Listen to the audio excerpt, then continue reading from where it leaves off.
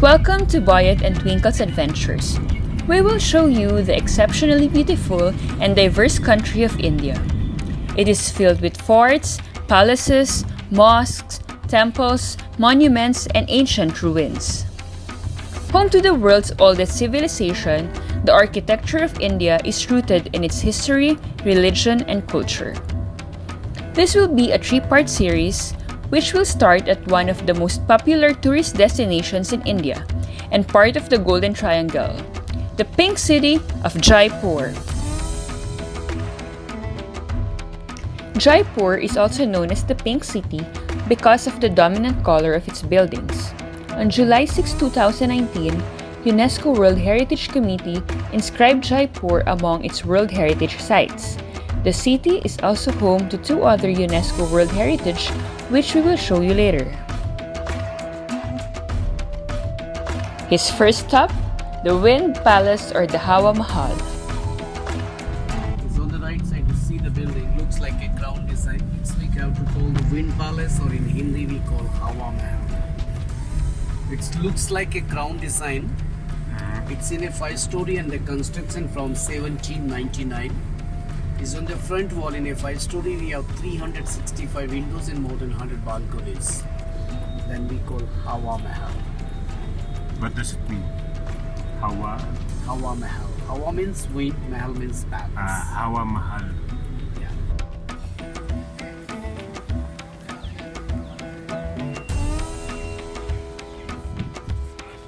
Next place he visited is the Jantar Mantar. It is one of the two UNESCO heritage sites in Jaipur. You will see here the biggest sundial in the world and other ancient architectural and astronomical instruments. These instruments help calculate Jaipur local time, indicate hemispherical position of heavenly bodies, calculate the position of various constellations, etc. Oh, and of course, it's also used in identifying zodiac signs.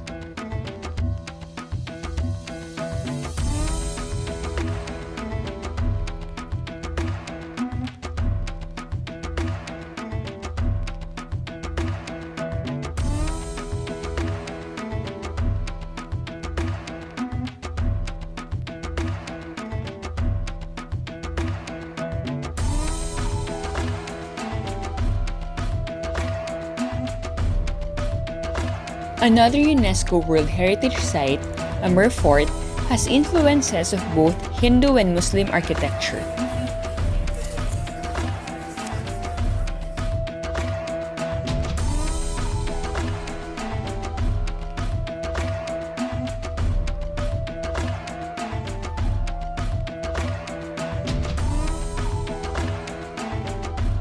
This fort also has the Shila Devi Temple and the Ganesh Ball, which is a gate that leads to the private palaces of Maharaja Jai Singh.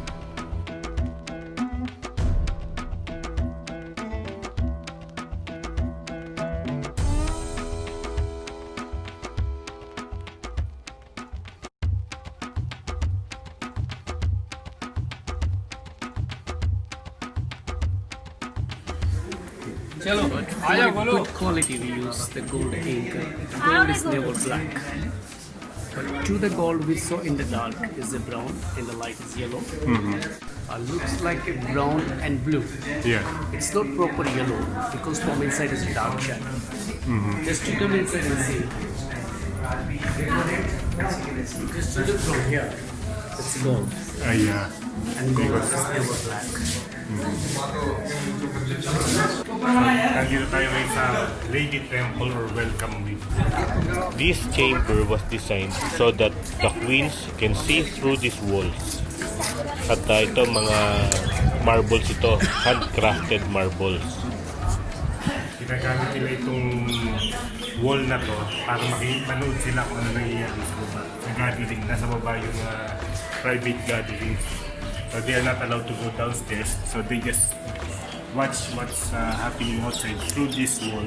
And every time na lumalabas yung king, dito sila nag-throw ng flowers. So during that time, itong wall na to is covered by black carpet so that the reflection will not be seen by the guests. So,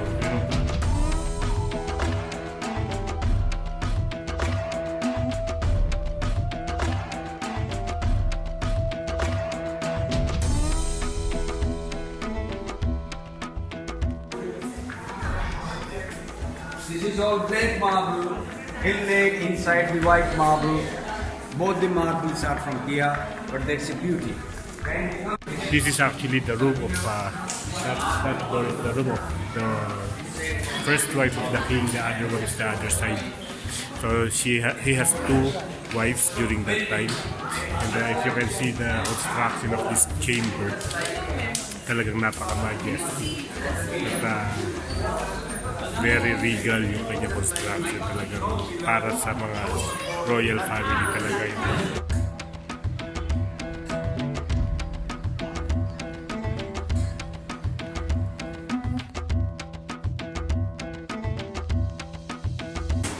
So dito yung kanilang, yung ladies apartment, yung mga concubines dito nakatira.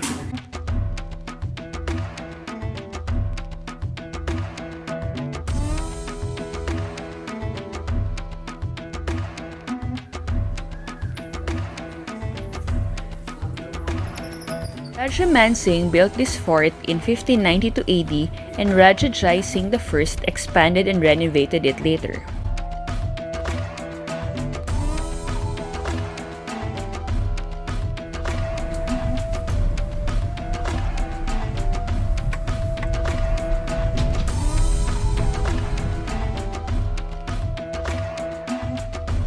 The last stop for the day is the Water Palace or Jal Mahal. This place is under government. Now the government sent it under a privacy on the leaves. So nobody allowed to go inside. But now 3 stories below the water and 2 stories above the water. It's in the water, so we have to call Water Palace. Or in Hindi we have to call Jal Mahal. What are these? Green peas and nuts, corn. Fried pulses, Corn. noodles, nuts, beans, peas.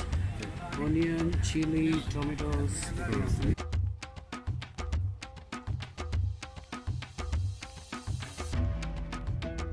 After a full day of cultural and historical exploration, it's now time to take a rest.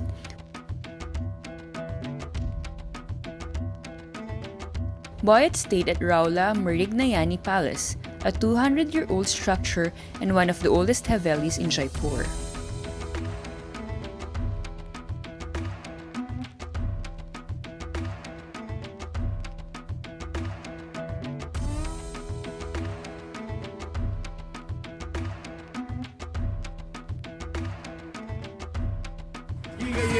सभी दफ्तरों में यहाँ पे प्रचार माइश्री नमक मंडल द्वारा दिया जाएगा. So, habang naghahanap ako ng makakainan, may nadaanan ako ng isang festival, celebration. They're celebrating the feast of Lord Ganesh. So, si Lord Ganesh kasi is the deity of Hindu that siyang Lord ng prosperity. So, during festival ni Lord Ganesh, maraming mga bagong business na nagbubukas. They believe that they open up a business during the festival of Ganesh. It will prosper, the business will prosper. So,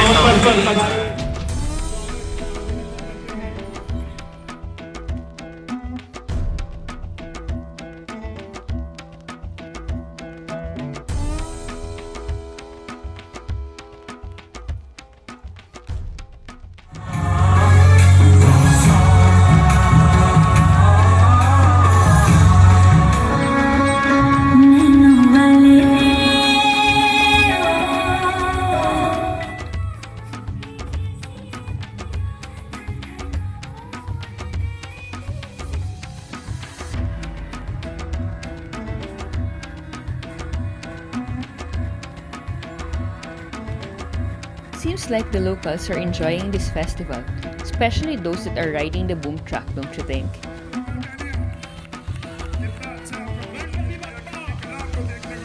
What can you say about this event? Please comment down below.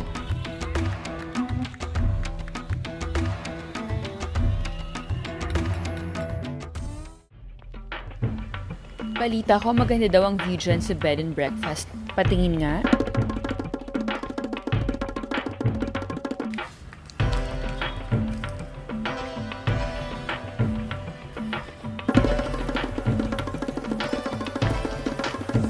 So ito yung view from the rooftop of the hotel that I'm staying at.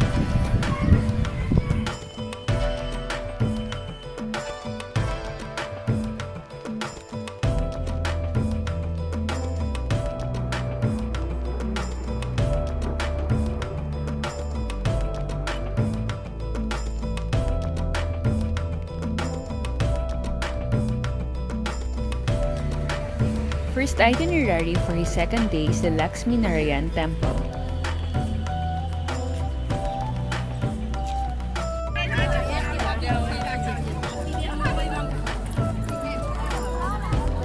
I like this part of the video where you can see Boyet preparing his camera when suddenly this lady stopped and posed for the video and eventually waved.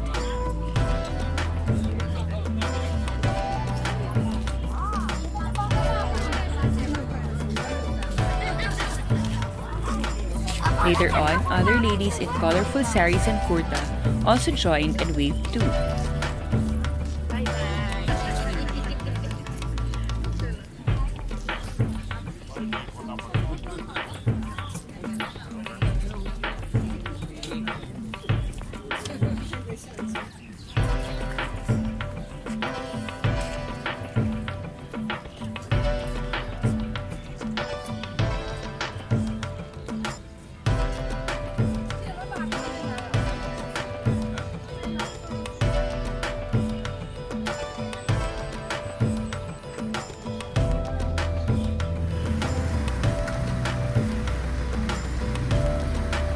From the temple, he went to Albert Hall Museum. The building was constructed in 1887 as a concert hall. The museum got its name from the Victoria and Albert Museum of London because of the similarity of architecture.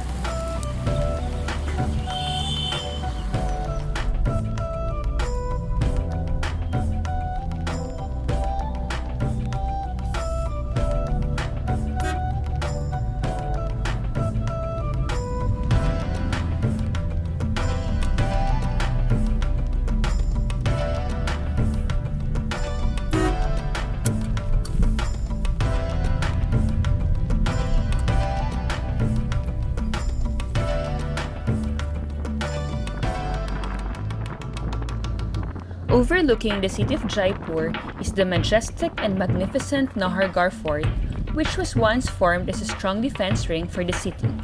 Nahargarh means abode of tigers. Because of its prominence, it is being compared to the Great Wall of China.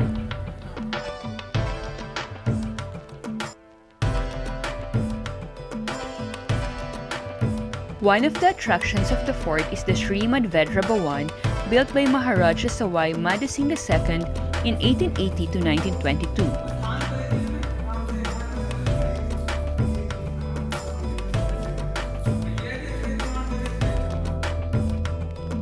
It is a two-story building divided into 10 apartments, of which one was used by Maharaja himself and the other 9 for his concubines.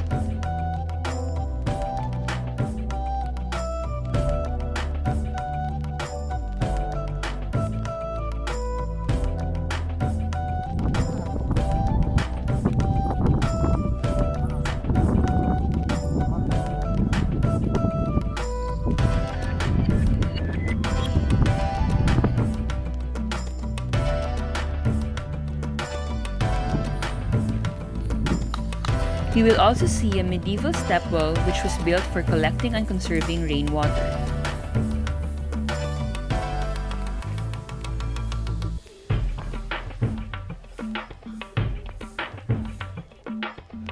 Thank you for watching! If you liked the video, please don't forget to hit the like button and subscribe. See you in our next adventures!